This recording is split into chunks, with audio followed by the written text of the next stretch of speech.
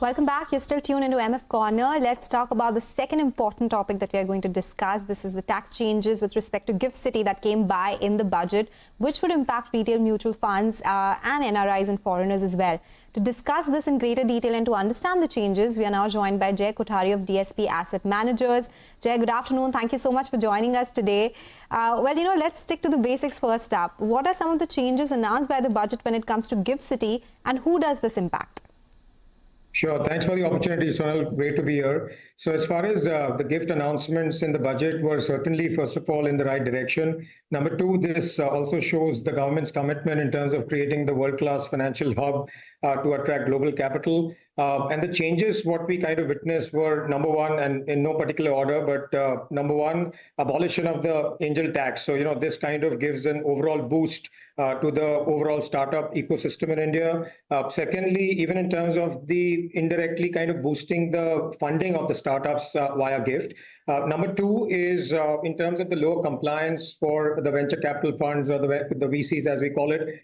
So this is, just in terms of removing the so-called hurdles which they had in terms of the sources of funds. So that's not required anymore. So that kind of eases some pressure from their perspective. Number three, and a very interesting one from a VCC structure, which is a globally recognized vehicle in terms of variable capital company, which a lot of kind of family offices and other institutions kind of set up in Singapore, which we've kind of heard a lot. So that becomes a natural progression where one can kind of set up that structure in the gift ecosystem. But however, there are a few nuances in terms of the number of tax holidays. So in gift, it's kind of limited. In Singapore, it's kind of for perpetuity or forever kind of a scenario. So that's something which is going to be an interesting opportunity. Other part is on the financial leasing, again, not related to the MFs or investments in particular, but when you're leasing aircrafts, ships, etc. So that's going to be a direct competition to Singapore, Lux, or Luxembourg, or Mauritius. So that's an opportunity from an India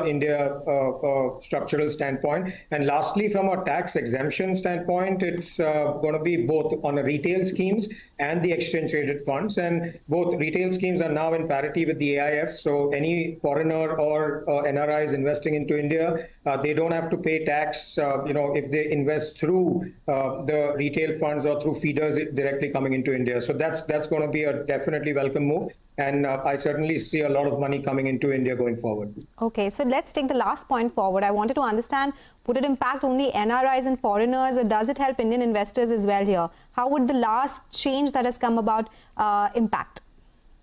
No, we wish it was even for domestics, but that's clearly not the case. I mean, from LTCG and STCG, it's very clear that the mutual fund investors in India, when we file taxes, we will continue to pay these taxes.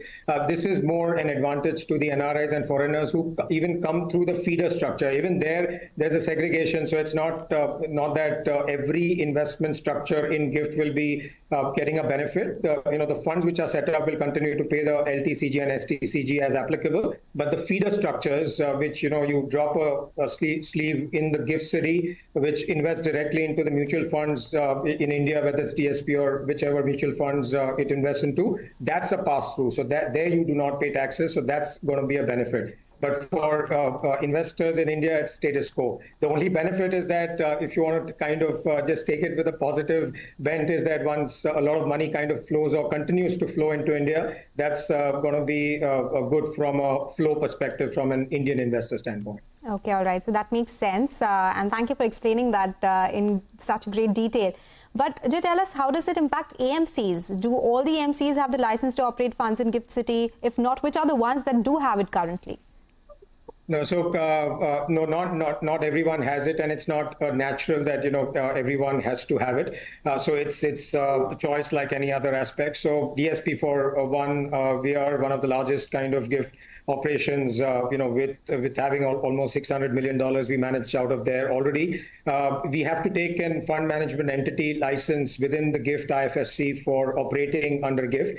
So to answer your question, no, not all AMCs have it, but gradually I won't be surprised if most of them have it, because there is an inherent opportunity for money coming into India, and it's ease of operation. So initially, if you go back 10 years, 15 years, a lot of investment management entities were set up in Singapore and otherwise, because Indian mutual funds or managers were not allowed to invest money sitting here in India. But now you can have a fund management entity in GIFT, so it's not very far away. It's just kind of 3-4 hours from here, so that makes it conducive. But yes, going forward, I do expect a lot of asset managers to set up shop within the GIFT entity.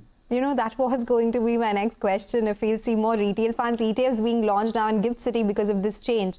Are there any right now? What is just the expectation after this change that has come about? Yeah, no, so it's a very valid question. So I think the only difference why you didn't see any retail funds getting launched, and it was mainly the AIFs, including us.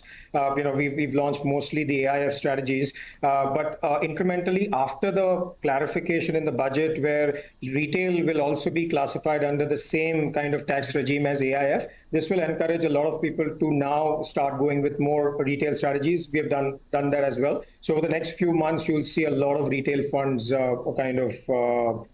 being launched within the GIFT structure. Okay, all right. Jay, last question before we let you go. We've been seeing a lot of changes already. RBI raising that limit that had come by here. Now, an Indian investor can open an offshore account there if they have payments abroad. Is there any other change that investors should be aware of from a GIFT City perspective that could benefit the Indian investors as well? Of course, the NRIs and foreigners, something that you explained right now.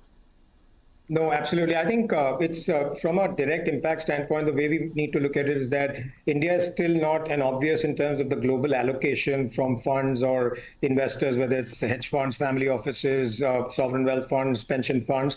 So I think when they look at India, now the question is from why India to how India. So how do you access India? So this becomes an obvious kind of answer in terms of GIFT is another opportunity. So Mauritius and Singapore were other opportunities, but now with the proactive regulation, I think there is another option, and through this, a lot of money will come in. And I think from our perspective, what we need to understand is that global funds are still underweight on India. So if we see over the next 5 to 7 years, even if $25-30 billion per year can come in through the FPIs, it is going to be a function of how easy we are making it for global investors to invest into India. And with all these proactive steps, I don't see any reason why foreign investments should continue to flow, even after a lull, which we've seen over the past couple of months, where retail or domestic institutions have kind of outpaced foreign flows. So I think I remain very hopeful in terms of foreign flows entering in India. Okay, all right. Take that point, Jay. Thank you so much for joining us today with your take and to explain the changes that we've seen in the recent budget